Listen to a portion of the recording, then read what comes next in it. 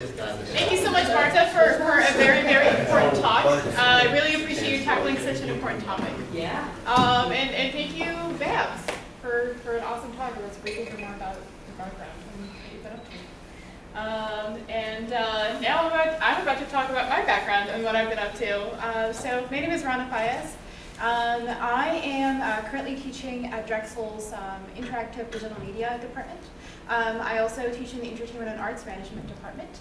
And I also run an arts organization that I founded a couple of years ago called Yellow Funk. I also make music. I'm also a DJ. So this is the different components that help me live my best life, which I feel like I am living right now. So what I'm going to do is actually talk about two timelines of my life, and they're going to come together, and they're going to both make sense, I promise. I wanted to talk about kind of my journey in media and tech. So when I was little, and we had CompuServe, and I would go into chat rooms and talk about nerdy games and things like that. I played a lot of video games. I really loved Baldur's Gate 2. The first website I ever made was actually for my gaming clan. We all wanted somewhere to talk. I used iframes and PHP BB forums. We also used to have a live journal community. So for me, sure, you can work with any platform, but a community is really what matters. That is how I actually ended up meeting Brianna through the local Python community, which is also a really great community. We're always looking to teach people Python. So just a little plug here. Also, so that was kind of the first website I ever built. At the same time, I was on the internet. I was listening to a lot of music, playing a lot of video games, like any teenager would, really. I started building websites for local bands. Because I always, there was MySpace was around, but that wasn't really the best place or the best way to kind of display your music, or you could always embed a MySpace player into your website. Again, iframes, which is the worst and the best thing that happened to me at those times. So I started building websites for bands, and I always thought of tech as kind of a tool to empower people, right? And that's kind of what I see PANMA as. PANMA uses media and tech to empower people. And my view was always that arts organizations always had a rough time kind of getting great online presence or just great use of tech. And that's kind of what a recurring theme in my life is, empowering people through tech. So fast forward to college, I decided to, I went into radio and I... Walnut Street, Philadelphia. Let's do that. Street. Yeah. That's correct.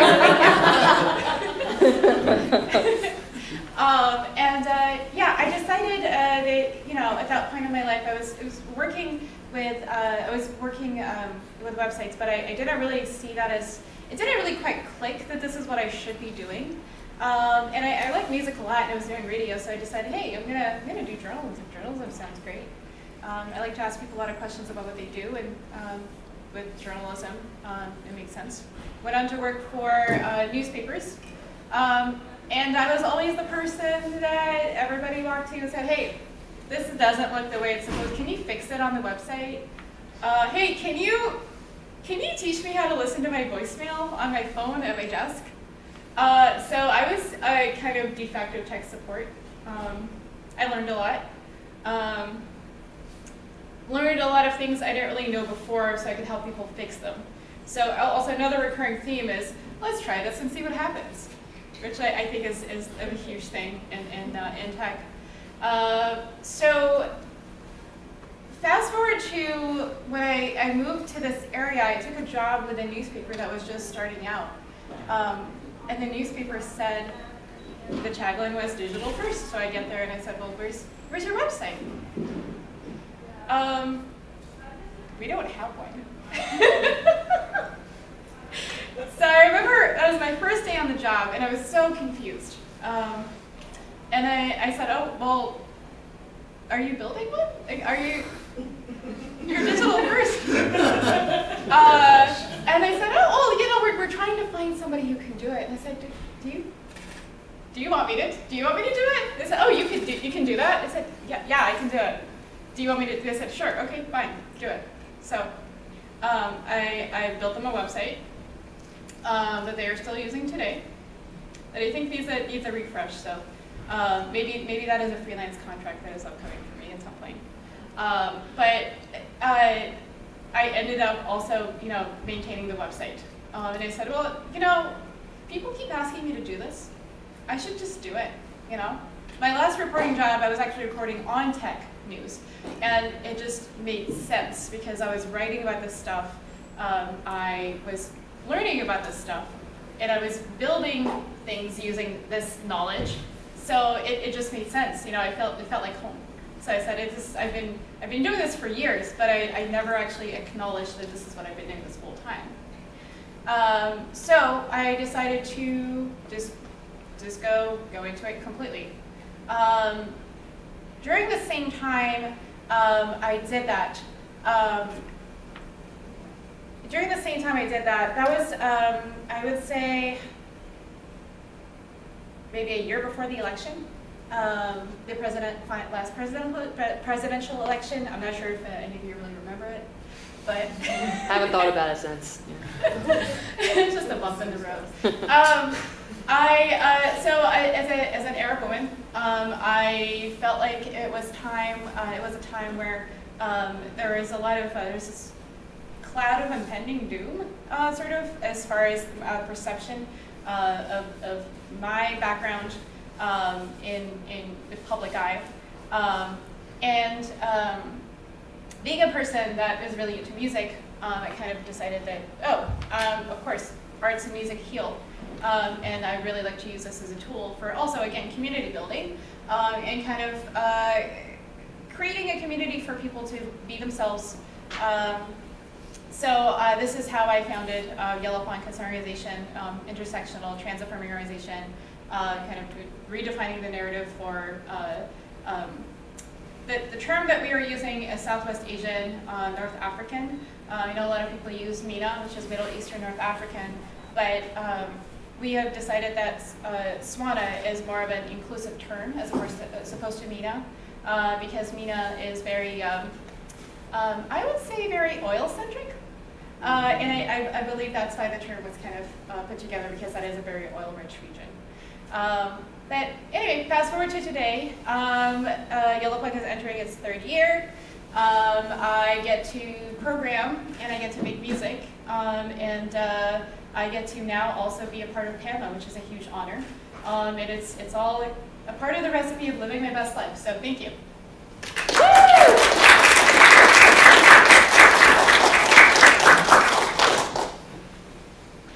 Is there anyone that someone might see some artwork? Oh, sure, yes. Okay, let me come in. All right. So currently, thank you, Brianna. Good friend you are. Currently, we have an exhibit up at a Vox Populi gallery. Show of hands, who has heard of this gallery before? Oh, yeah. So Vox Populi currently has an exhibit that I've curated from our members of our community. It closes on the 17th, I believe, of February. It is called Identity Home, On Identity, Home, and Diaspora, and it has an amazing collection of art, actually from locally, domestically, and actually worldwide. We've gotten pieces shipped from Paris. That's the furthest we've gotten work from. It is currently up, and the gallery is open Wednesdays through Sundays, noon to 6 p.m.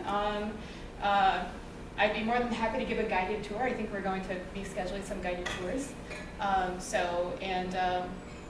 The new Yellow Pond website is also being built with Django. So just going back to tech, it's my worlds intersecting.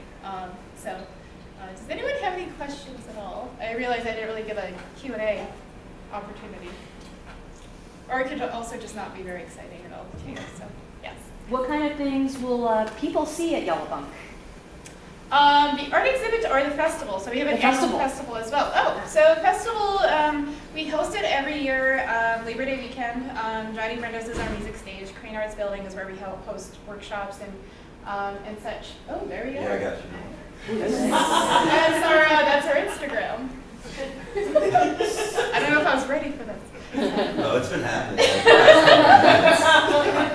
So the website is absolutely a work in progress right now. I am aware that this is our initial design, but it's really hard to teach and run the organization and also be the in-house developer. So we have a couple of people that are actually working with us. So I'm really excited to have them on board this year. What are you clicking on? I'm trying to click Let's on make the sure that videos. that goes to our There it Twitter. is. All right, we got some stuff links. Let's not point out the things. Okay, all right. Let's go back to this. This is a official website. There's no mysteries. Yeah. The color of the blazer, like how it's on the website. Oh, thank you. I appreciate it. I think there are some design decisions that are kind of carrying on. Thank you. Yes. You mentioned radio. Yes. What radio were you on? What music did you play? So I used to work at a WBTFM, which was the community radio station that's associated with Virginia Tech, where I did my undergrad. And while I was there, I played everything. I learned a lot about jazz. I played hardcore punk. I played house music. I played a lot of stuff on the radio. But these days, when I talk about being a DJ, I actually DJ disco and house and new wave music.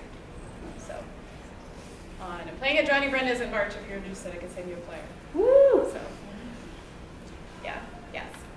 You mentioned about your organization within the Middle Eastern area. Yeah.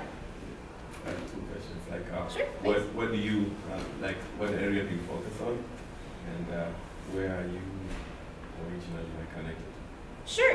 We actually focus on the entire region, like Southwest Asian, Middle Eastern, North African. And two main service populations that we focus on is refugees and LGBTQ individuals.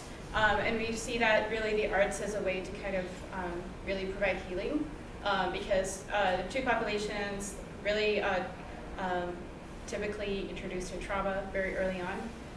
So I think those areas are the most important to us to focus on right now. So, yeah. Thank you. Anyone else? Where are your roots? What was that? You mind your roots? Oh, my roots? I'm Arab. Where? So, what was that? What area? North Africa. We can go into the Middle story of my East? life at a later time. Oh, okay. Yeah, sure, absolutely. We're talking about you. Yeah. So, That's all right. okay. Any other questions? Yes. Is Yellowpunk a nonprofit if people wanted to make donations to it or support it? Yes, we are. So we're fiscally sponsored by the Culture Trust of Greater Philadelphia, and we have a 501c3 status through that. If you make a donation to that, it will go straight to us. You just tell them where it's about to go.